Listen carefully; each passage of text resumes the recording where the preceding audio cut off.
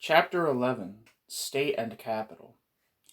When Marx took up a comprehensive critique of political economy at the end of the 1850s, he also intended to write a book on the state.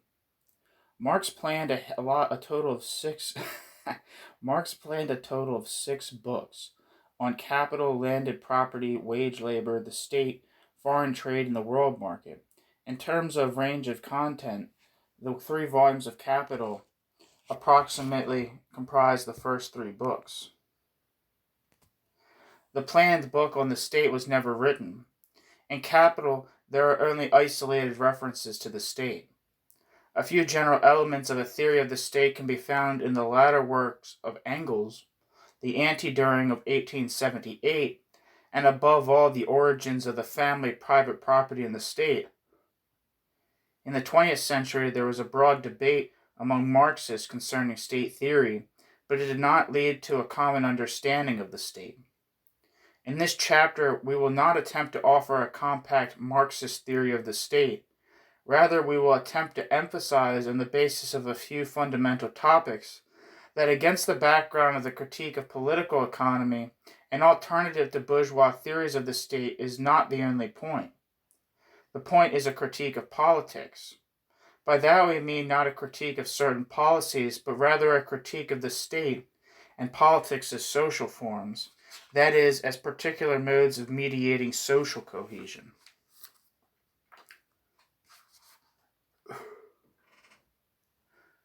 Section 1. The State, an instrument of the ruling class?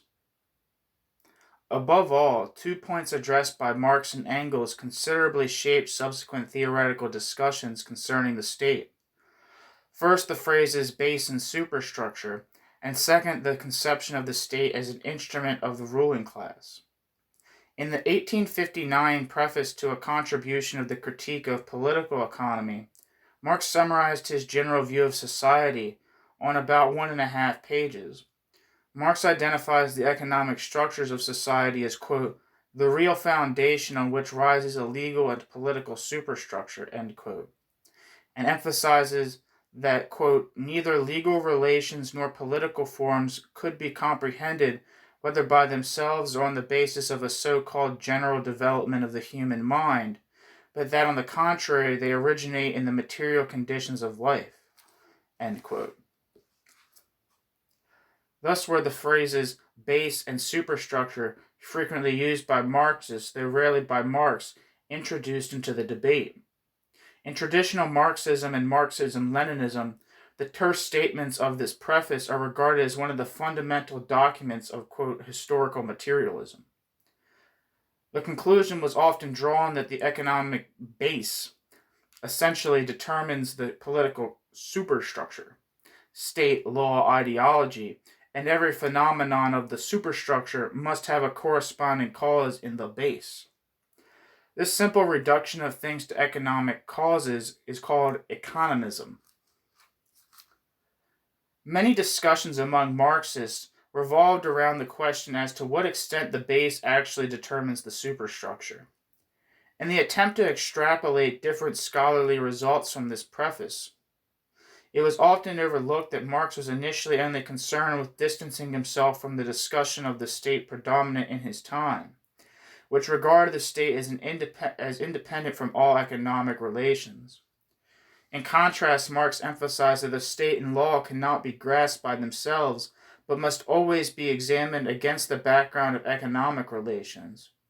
With this contour, it is not even foreshadowed how the analysis of the state should actually look. The economistic interpretation of the terms base and superstructure was well suited to a characterization of the state originating primarily with Engels. At the end of The Origin of the Family, 1884, Engels makes a few general observations concerning the state. He emphasizes that the state did not exist in all human societies, not until the emergence of social classes with antagonistic interests, when these antagonistic interests threaten to tear society apart, is a, quote, power seemingly standing above society, end quote, necessary. This power that emerges from society, but which increasingly takes on a life of its own, is the state. However, the state apparently stands only above classes. In fact, quote, the state of the most powerful economically dominant class, which through the medium of the state becomes also the politically dominant class, end quote. Engels initially understands the state as a power opposed to society. This overlaps with the general colloquial understanding of the state as an institution possessing a monopoly on the legitimate use of force in a particular society. Except in cases of self-defense, no body may employ violence outside of appointed state organs such as the police or the military.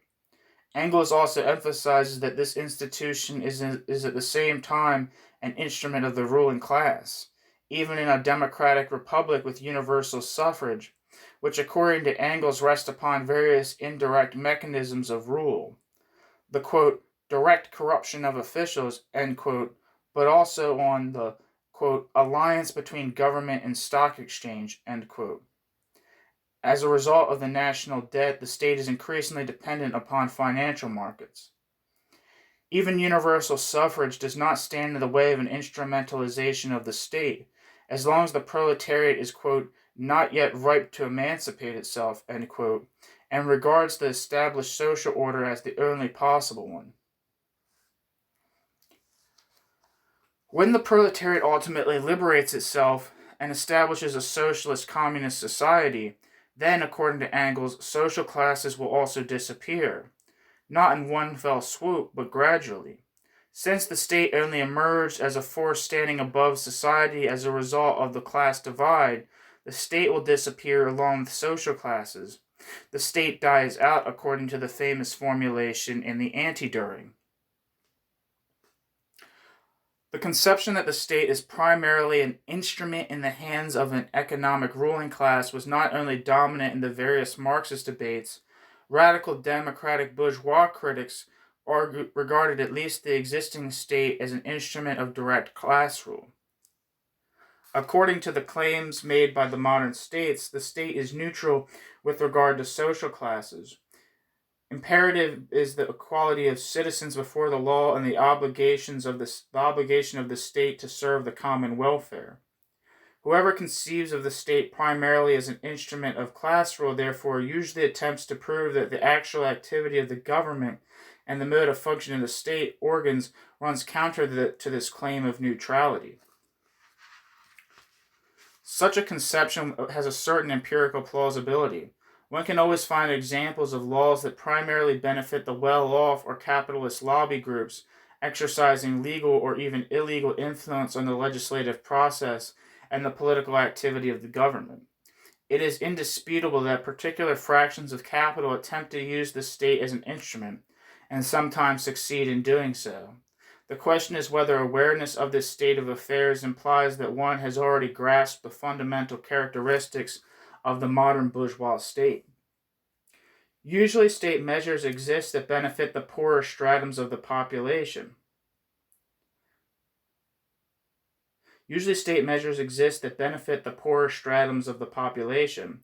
Exponents of an instrumentalist conception of the state interpret such measures as mere concessions, a means of pacifying the oppressed and exploited.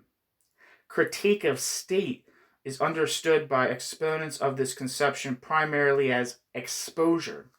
The intent is to prove that the neutrality of the state is merely illusory. This critique of the state applies primarily to the particular application of the state, but not to the state in politics as social forms. In political practice, the instrumentalist conception of the state usually leads to the demand for an alternative use of the state. The claim of common welfare should finally be taken seriously and interest of other classes more strongly taken into consideration. The question of how this can be achieved is subject to varying appraisals. Quote, revolutionary tendencies emphasize the state policies in the, quote, real interest of the majority, are only possible after a revolution. Therefore, exactly how revolutionary politics in non-revolutionary periods should look remains unclear. Quote, reformist tendencies, on the other hand, believe that under capitalist relations of different politics, Reformist tendencies, on the other hand, believe that under capitalist relations, a different politics, a compromise between classes is possible. Correspondingly, better policies are expected from the participation of leftist parties in government. The frequently resulting disappointments are then justified by some reformists as an unfortunately necessary cost of compromise, whereas the more radical reformists criticize the disappointing policies in question and attribute them to the accommodation or, quote, betrayal of the leaders of leftist parties. Not uncommonly, the next party is founded in order to really do things differently. The idea that there could be structural reasons for the criticized accommodation is disregarded.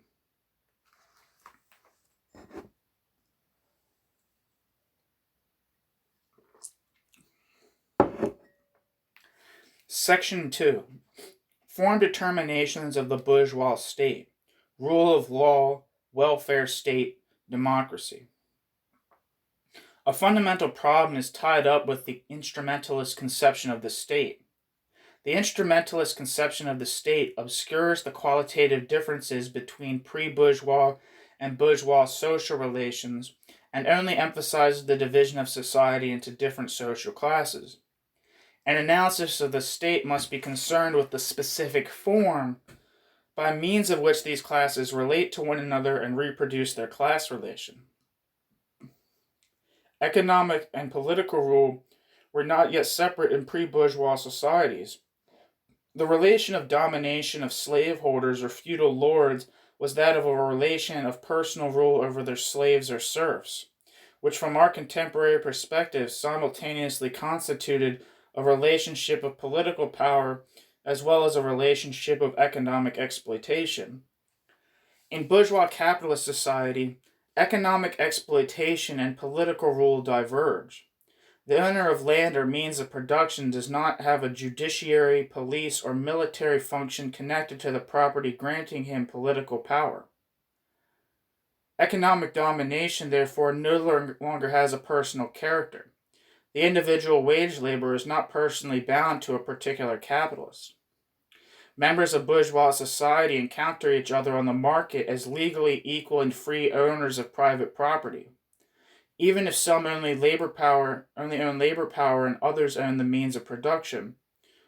Marx remarks sarcastically in Capital, quote, the sphere of circulation or commodity exchange, within whose boundaries the sale and purchase of labor power goes on, is in fact a very Eden of the innate rights of man. It is the exclusive realm of freedom, equality, property, and Bentham. Freedom because both buyer and seller of a commodity, let us say of labor power, are determined only by their own free will. They contract as free persons, who are equal before the law. Their contract is the final result in which their joint will finds a common legal expression. Equality because each enters into the relations with each other, as the simple owner of commodities, and the exchange equivalent for equivalent. Property because each disposes only of what is his own. And Bentham, because each looks only to his own advantage. The only force bringing them together and putting them into relation with each other is the selfishness, the gain, and the private interest of each. End quote. Capital Volume 1, page 280. The economic relationship of exploitation and domination is constituted by the agreement between free and equal contractual partners and can be dissolved at any time. The exploited consent to their own exploitation because in a society of private property, the exploited have no other possibility for securing their livelihood. The wage laborer is not personally dependent upon a particular capitalist, but he must sell his labor power to a capitalist in order to survive. The relation of domination between the classes growing out of production in bourgeois society is completely different from all pre-bourgeois societies. For that reason, the political form of bourgeois society, the bourgeois state, exhibits its own particular characteristics. In pre-bourgeois societies, people confronted one another at the outset as legally unequal. Rights and obligations were defined by their respective state or social status. Economic and political relations of domination were directly intertwined. Under capitalist social relations, direct political force is not necessary for the maintenance of economic exploitation. It is sufficient for the state as a force standing above society to guarantee that all members of society behave like owners of private property. However, the state must be a discrete, independent force, since has to compel all members of society to recognize one another as private owners. As the rule of law, the bourgeois state treats its citizens as free and equal owners of private property. All citizens are subordinated to the same laws and have the same rights and obligations. The state defends the private property of every citizen, regardless of that person's importance. This defense consists primarily in the fact that the citizens are obligated to recognize one another as private owners. The appropriation of property is only allowed by mutual agreement. As a result, one only acquires property by endowment, inheritance, exchange, or purchase. The state does in fact conduct itself as a neutral instance. The state does in fact conduct itself as a neutral instance with regard to its citizens. This neutrality is in no way merely an illusion. Rather, this neutrality is precisely by means of this neutrality that the state secures the foundations of capitalist relations of domination and exploitation. The defense of property implies that those who possess no relevant property beyond their own labor power must sell their labor power. To be able to appropriate their means of subsistence, they must submit to capital. This makes the capitalist process of production possible and reproduces in turn the class relations that are its precondition. The individual laborer emerges from the process of production exactly as he entered it. The laborer's wage is essentially sufficient for his or his family's reproduction. In order to reproduce himself anew, he must sell his labor power again. The capitalist also emerges from the production process again as a capitalist. His advanced capital returns to him together with a profit, so that he can even advance it again in a greater quantity. Thus, the capitalist production process does not just produce commodities, it also reproduces the capital relation itself. However, the fact that the reproduction of the capital relation to a large extent occurs, at least in the developed capitalist countries, without direct state coercion, the force of the state is always present indirectly as a threat, is a recent historical development. When the primitive accumulation and the worker in a free in a double sense still needed to be produced, things were different. As Marx shows in detail using the example of England, the state had to continuously and directly intervene to encourage and enable capitalist production. Initially, the state did this by supporting landlords expelling peasants from land, and the latter had cultivated for a long time. Sheep raising was more profitable for the landlords, and then by forcing uprooted and vagabond people into the strict discipline of capitalist workplaces. This is not to say that various governments followed a general plan to introduce capitalism, since such measures had completely different causes. However, modern capitalism was only able to establish itself as a result of these violent measures. It took a while for a working class to develop, quote, which by education, tradition, and habit looks upon the requirements of that mode of production as self-evident natural laws, end quote. Only then is the, quote, silent compulsion of economic relations, end quote, sufficient for the, quote, domination of the capitalist over the worker, end quote, so that coercive state force is only necessary in exceptional cases. Underdeveloped capitalist relations, the maintenance of the class relation is assured precisely because the state, as the rule of law, treats its citizens as free and equal owners of property regardless of their social class, defending their property and their dealings as property owners. Moreover, the bourgeois state is not just the rule of law, merely establishing a formal framework and securing adherence to this framework by means of its monopoly on the use of force. It also guarantees the general material conditions for the accumulation of capital, insofar as these conditions cannot be established by individual capitals in a capitalist way, since doing so would not yield a sufficient profit. Among these conditions, which are varying importance in different historical periods, are the provision of a corresponding infrastructure, primarily transportation and communication, research and educational facilities, as well as a stable currency through the central bank. The state thus acts as the, quote, ideal personification of the total national capital, end quote, as Engels called it. Through its policies, the state follows the capitalist's general interest of the most profitable accumulation possible.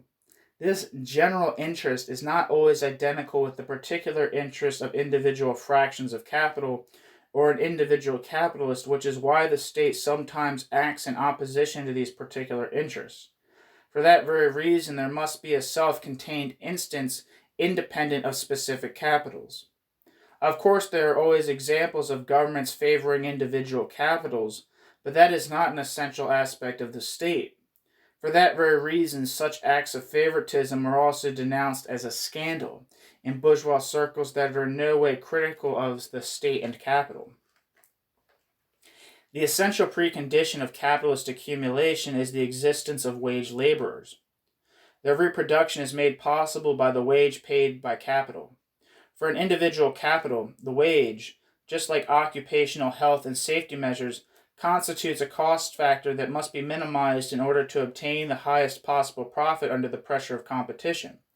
If capital does not encounter resistance in the form of strong trade unions or similar associations, then excessively long working time, unhealthy and dangerous working conditions, and starvation wages will be imposed that prevent the reproduction of labor power. A tendency toward the destruction of labor power is thus intrinsic to capitalist drive imposed by competition for an increasingly greater valorization. The individual capitalist might recognize this and even regret it, but he can't do much to change things if he wishes to avoid bankruptcy. So that capital does not destroy its object of exploitation. This object must be protected by compulsory state laws.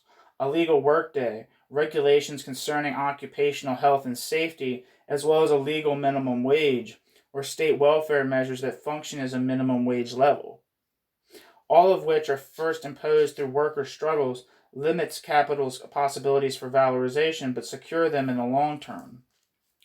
The state does not only prevent the destruction of labor power in the form of the welfare state, it also guarantees its reproduction insofar as this is not possible solely as the result of the wage compensation negotiated by workers and capitalists. Through various social insurance policies, the state secures labor power against the fundamental risk it is exposed to in a capitalist economy: the permanent inability to sell labor power as a result of an accident or old age, accident insurance and old age pensions respectively, and the temporary inability to sell labor power as a result of illness or unemployment, health insurance and unemployment insurance as well as welfare. The means for state social welfare measures originate in the capital accumulation process, regardless of whether these measures are financed by social insurance contributions or taxes. A portion of the total social value is used so that the massive surplus value is reduced. For the individual capitalist, this deduction constitutes a restriction, just like the protective regulations mentioned above. To that extent, the state as welfare state violates the direct interest of each individual capital in maximum valorization and therefore encounters corresponding resistance. It is thus frequently the case that the state social welfare measures come about as a result of struggles by the labor movement. The welfare state is therefore frequently understood as an achievement of the labor movement, a concession to the working class in order to pacify it. It is in fact the case that the lives of wage laborers are considerably easier and more secure with state social welfare measures than without them. However, it is not the case that such measures are one-sided benefits for the forces of labor, that, as is occasionally asserted, already constitute the first step in the transcendent capitalism. Rather, they safeguard the existence of workers in a manner consistent with capitalism, namely as wage laborers. On the one hand, it is in the interest of capital that those workers whose labor cannot be profitably used for a temporary period of time, as the result of illness, accident, or the lack of demand, still maintained in an orderly condition, amenable to capital. On the other hand, state social welfare measures are usually contingent upon the sale of labor power, or the willingness to sell one's labor power. Benefits. That's embarrassing. On the one hand, state social welfare measures are usually contingent upon the sale of labor power, or the willingness to sell one's labor power. Benefits such as unemployment insurance or old age pensions depend upon the previous wage, a correlation that already functions as a means of disciplining workers. In the case of people physically and mentally able to work, the payment of unemployment insurance or welfare is also contingent upon their active effort to sell their labor power. If this is not the case, the reduction or suspension of benefits is used as a means of discipline by state agencies. The benefits of the welfare state, therefore, do not free one from the compulsion to sell one's labor power.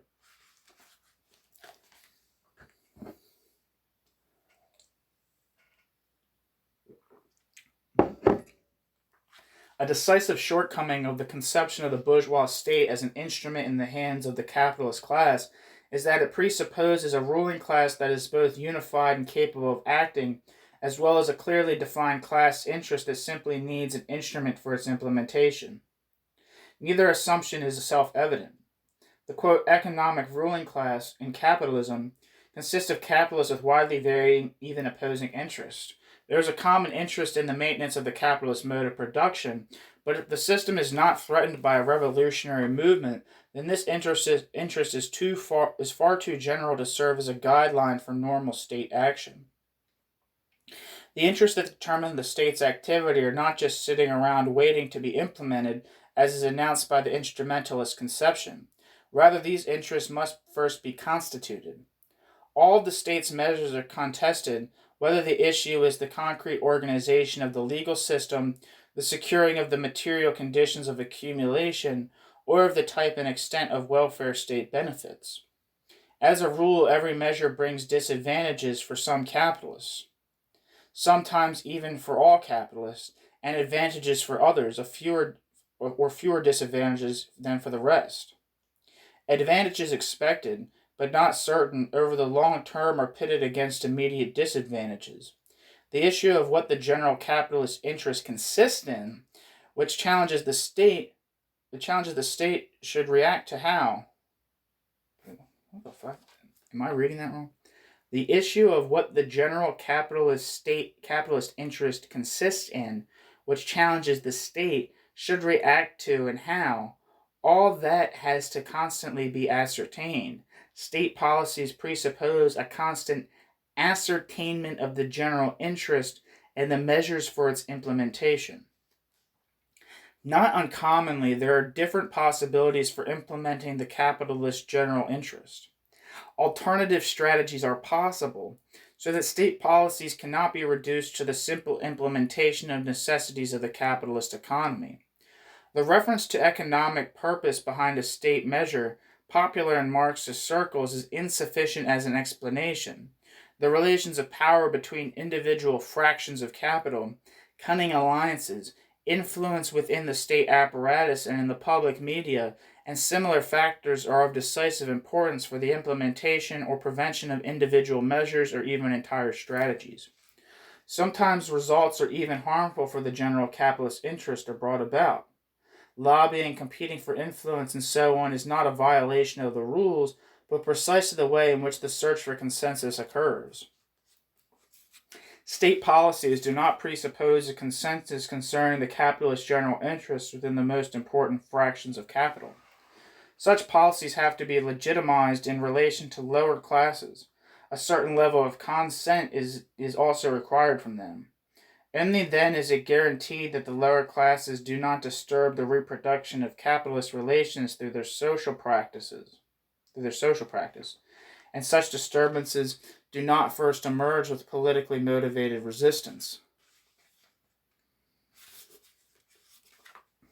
In particular, the lower classes must consent to the sacrifices demanded of them, or at least passively accept them.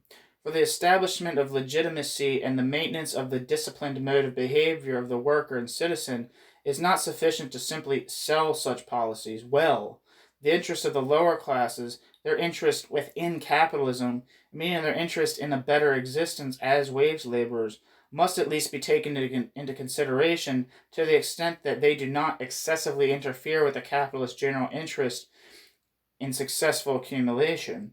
The extent to which these interests are strongly and skillfully advocated thus plays a role in how much influence their advocates have in political parties, the state apparatus, and the media. The debates concerning the various political measures and different strategies, the constitution of consensus and legitimacy, the integration of interest in a manner consistent with capitalism, all this involves not only the ruling class but also the ruled class. It occurs within as well as outside of state institutions. In the media of the bourgeois public sphere, television, the press, as well as in the institutions of democratic decision-making, the parties, parliaments, committees. Of course, the policies of the state also must be imposed with dictatorial means against the majority of the population, but a long-term suppression of democratic institutions and the curtailment of freedom of the press and of opinion bring considerable material costs. The apparatus of repression must be all the more extensive if legitimacy is slight and disturbs the ascertainment of the capitalist general interest.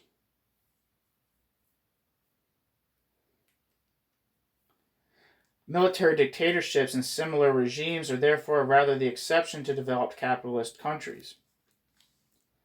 Fundamental procedures for the establishment of legitimacy, as well as a consensus conforming to capitalist norms, are universal free elections occurring by secret ballot. Not sacred, secret. This allows a majority of the population to vote out unpopular politicians and parties and elect new ones. The new government, regardless of whether its policies are different from that of the old one, can maintain against critics that it has been elected and therefore wanted by the majority of the population. This, quote, legitimacy by procedure, end quote, comes to the fore in the way political science deals with democracy, neglecting the capitalist context to a large extent.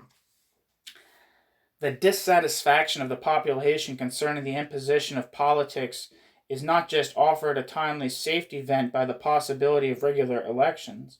It is also channeled in that it is directed against individual politicians and parties and not the political and economic system behind their policies. Correspondingly, in the bourgeois public sphere, a political system counts as democratic when it offers the effective possibility for voting out a government. The idealization of democracy one encounters in parts of the left, which measures really existing democratic institutions against the ideal of a citizen who should decide by vote about the greatest possible number of issues, also disregards the social and economic context of democracy, just like the mainstream of political science mentioned above. Alongside the different variants of democratic systems, with strong presidents, strong parliaments, etc., there is no real, quote, real democracy that must finally be introduced. Under capitalist relations, the existing democratic system is already the real democracy. Whoever seeks real democracy in multiple easily initiated plebiscites should take a look, for example, at Switzerland and see if that leads to great changes. The state and the public sphere constitute, as is often emphasized, an arena for different interests. In a democratic system, this can be seen rather clearly. However, this arena is not a neutral playing field.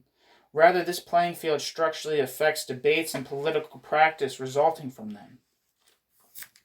State policies are in no way completely determined by the economic situation, but they are also not an open process in which anything is possible. On the other hand, conflicts within and between classes, as well as the relative strength and ability of individual groups to handle conflict, etc., play an important role, so that different developments are constantly possible. On the other hand, politics must always accommodate the general capitalist interest in successful accumulation. Parties and politicians might be quite different in terms of their backgrounds and value systems, and their policies, particularly when they are in government, they generally orient towards this general interest.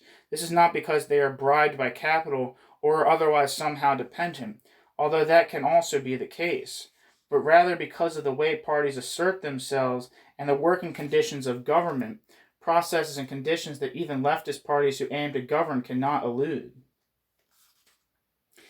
In order to be elected president or obtain a majority as a party, various interest and value systems have to be addressed.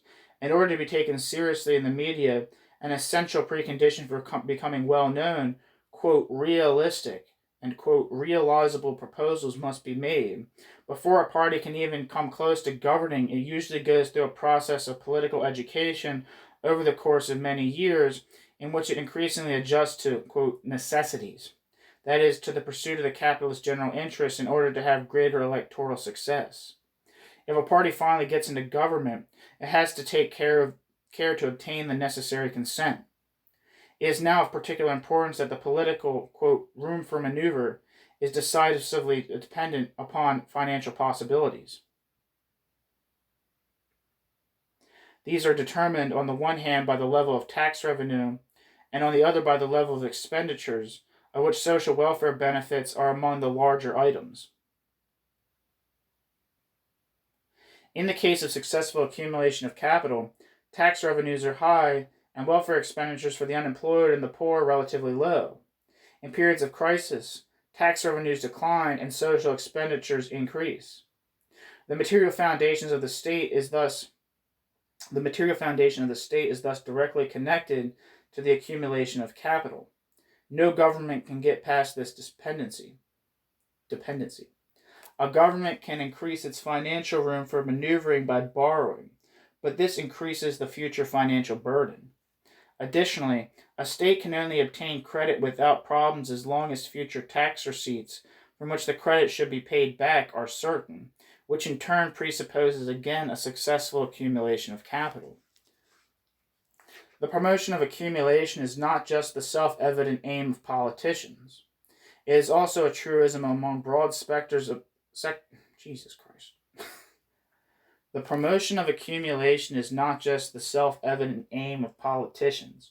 It is also a truism among broad sectors of the population that, quote, our economy needs to perform well so that, quote, we can benefit from it. Quote, sacrifices that initially benefit only the capitalists are willingly borne in the expectation of better times to come. The former Social Democratic Chancellor of Germany, Helmut Schmidt, formulated this memorably in the 1970s. Quote, the profits of today are the investments of tomorrow and the jobs of the day after tomorrow, end quote. Criticism usually arises in the population not as the result of the imposition of policies and the promotion of policies, but due to the absence of the expected results. Here again we see the relevance of the fetishism that structures the spontaneous perceptions of the actors in capitalist production. In the Trinity formula, the capitalist mode of production appears to be the natural form of the social process of production. Capitalism appears to be an endeavor without alternative, in which capital and labor play their natural roles. The experience of inequality, exploitation, and oppression, therefore, does not inevitably lead to a critique of capitalism, but to a criticism of conditions within capitalism. Quote, exaggerated demands or, quote, unjust distribution of wealth are criticized, but not the capitalist foundation of this distribution. Labor and capital appear to be the equally necessary and therefore equally respected bearers of the production of social wealth. Against the background of the Trinity formula, it is understandable why the conception of the state as a neutral third instance that concerns itself with the whole, and to which appeals for social justice are addressed is plausible and widespread. This whole of capital and labor encompassed by the state is then to a varying extent in the individual countries invoked as the nation, as an imaginary community of fate of a quote people that is constructed through an alleged common history and culture. This national unity is usually first achieved through the act of disassociation from internal and external enemies. The state appears as the political manifestation of the nation. The well-being of the nation must be realized by state domestically as well as through the representation of the national interest abroad. This is exactly what the state does when it pursues the capitalist general interests, since this is the only common welfare possible under capitalist social relations.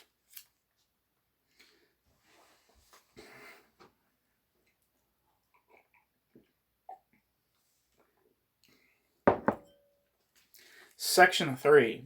World Market and Imperialism. In attempting to achieve the highest possible level of valorization, capital has a tendency to transcend national borders, both in the purchasing of the elements of constant capital, most notably raw materials, as well as in the sale of its finished products. Marx thus wrote of the world market that it is the very the very basis and living atmosphere of the capitalist mode of production, end quote. Capital Volume 3, page 205. The capitalist general interest pursued by the bourgeois state applies not only to the national level, but also to the international level.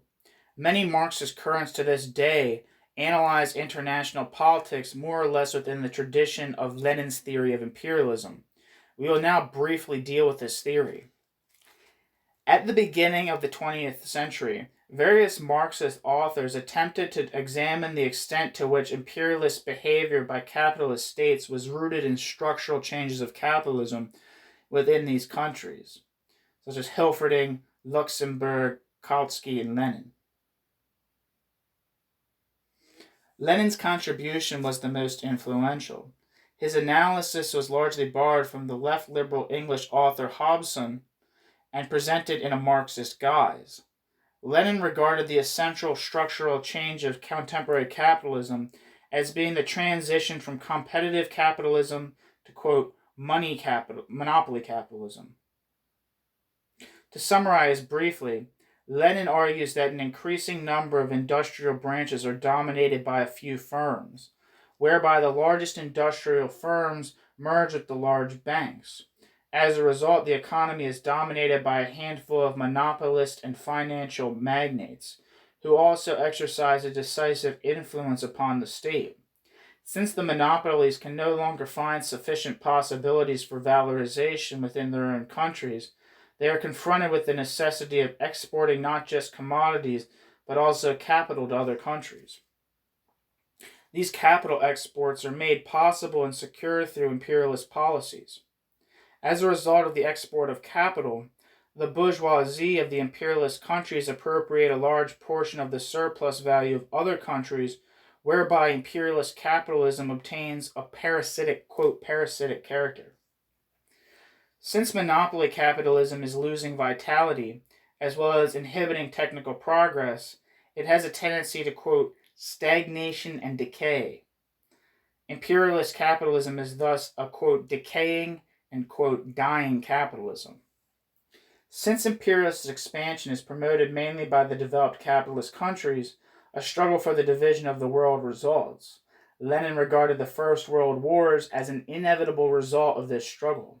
Lenin explained that imperialist policies and ultimately the war were largely accepted by the working class in many countries by asserting that the upper layer of the working class, the, quote, labor aristocracy, was, quote, corrupted by sharing in the fruits of imperialism.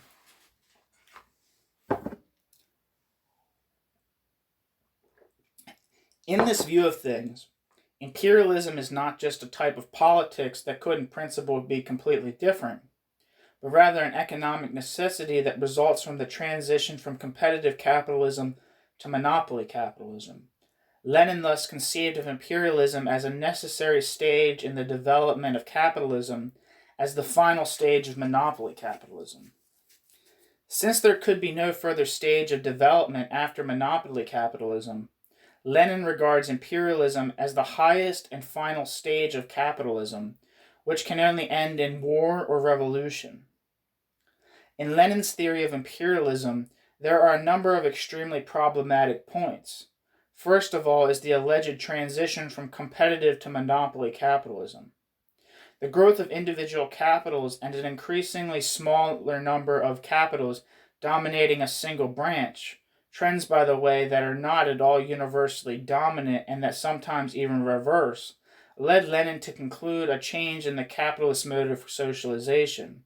It was no longer value, but rather the will of the monopolist that was supposedly dominating the economy. More or less successful attempts at planning by individual capitals or collusions between cartels are mistaken for a fundamental change to the mode of socialization mediated by value. Following this conception, the state is reduced to a mere instrument of these monopolists, and imperialism is conceived of as the direct implementation of the interest of individual capitalists. Finally, the characterization of imperialism as parasitic is problematic not only due to the moralistic undertone, but also because it is not readily apparent why the exploitation of a foreign working class should be any worse than the exploitation of a domestic working class. That was said weird. What Lenin intended as a continuation of Marx's analysis ultimately has almost nothing to do with Marx's critique of political economy. Not only theoretically, but also empirically, Lenin's theory of imperialism stands on shaky ground.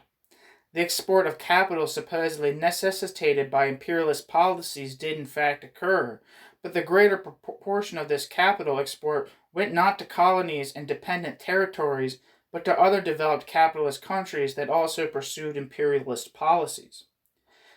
That means that the cause of the capital export could not solely lie in the absence of profitability in the capitalist centers.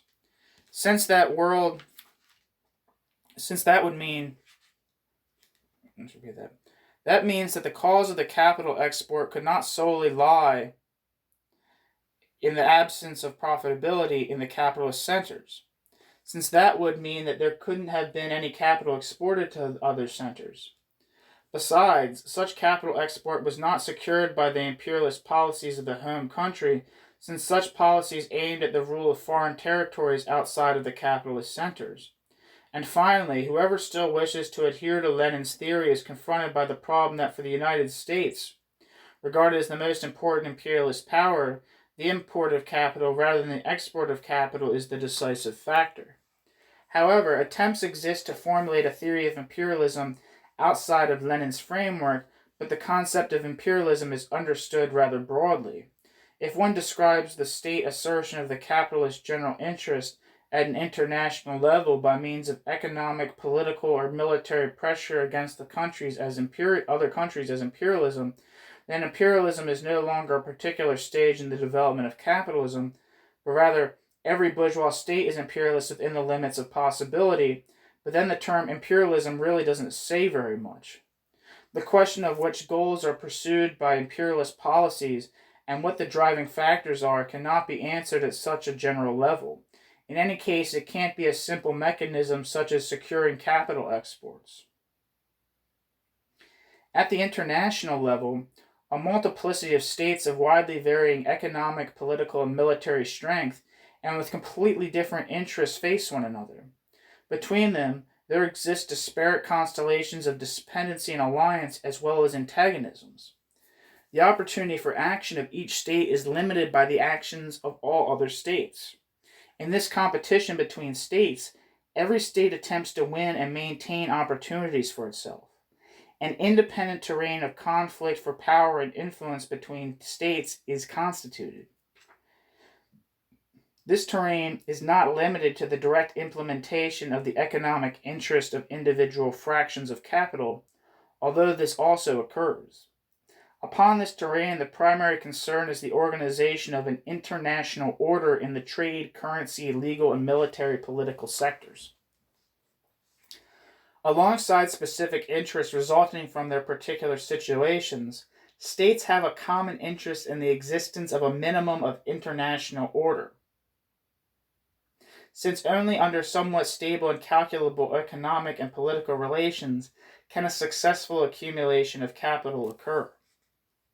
The concrete organization of this order, concerning the degree of free trade or protectionism, the question of which currency plays the role of global money, arms limitation, brings different advantages and disadvantages for each state, which leads to different alliances that are in no way free of contradiction and are of limited duration.